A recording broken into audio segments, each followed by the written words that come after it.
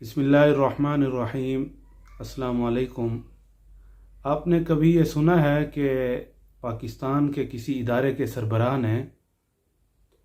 اپنے ادارے کی کارکردگی کی بنیاد پر معذرت کی ہو یا استعفیٰ دے دیا ہو اپنے عہدے سے؟ یہ ہمارے لیے ایک نئی بات ہوتی ہے، لیکن ایک خبر کے مطابق جاپان میں ایک ٹرین 45 سیکنڈ لیٹ ہونے پر اس ٹرین کے عملے نے مسافروں سے معذرت کی اور ان کے کرائے بھی واپس کر دیے۔ یہ پاکستان میں ایک انہونی بات سمجھی جاتی ہے، اور یہ ہمارے قومی مزاج کو بھی ظاہر کرتی ہے کہ ہمارے اداروں کی کارکردگی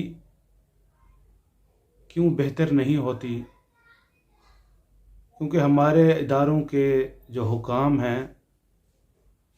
انہوں نے کبھی اس بارے میں دھیان نہیں دیا کہ ہم عوام کو سروسز دے کے خوشی محسوس کریں،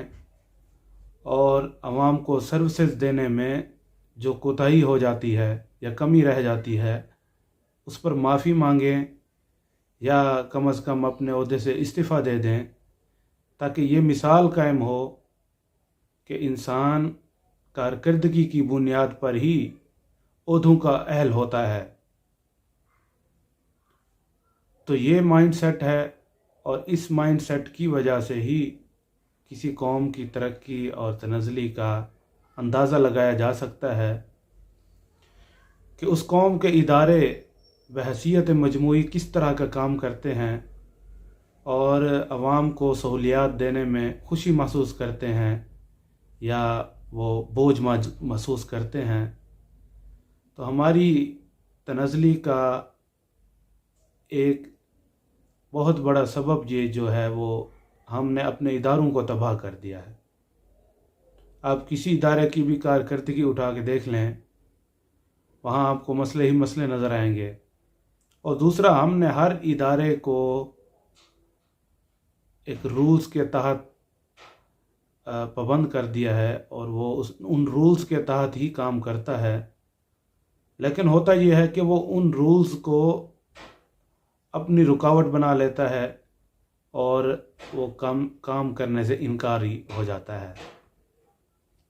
اور پھر ہر معاملہ ہمارا عدالت میں چلا جاتا ہے۔ اگر پاور کسی ادارے کے پاس ہے تو اس کو صحیح استعمال بھی نہیں کرتا، اگر پاور نہیں ہے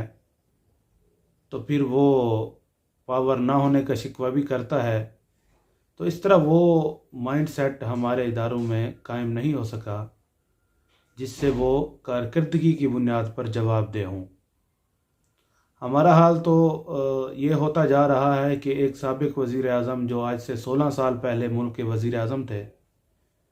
ان کے اوپر کرپشن کے چند کیسز بنائے گئے، اور 16 سال گزرنے کے باوجود وہ کیسز تاحال نامکمل ہیں۔ اور پھر جو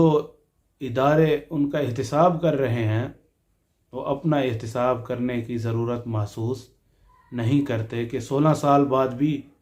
ایک وزیر اعظم کا کیس ابھی تک نامکمل ہے، تو اس ملک میں ایک کونسلر کی باری کب آئے گی، اور اس کا احتساب کون کرے گا، اور کب ہوگا، اور کیسے ہوگا۔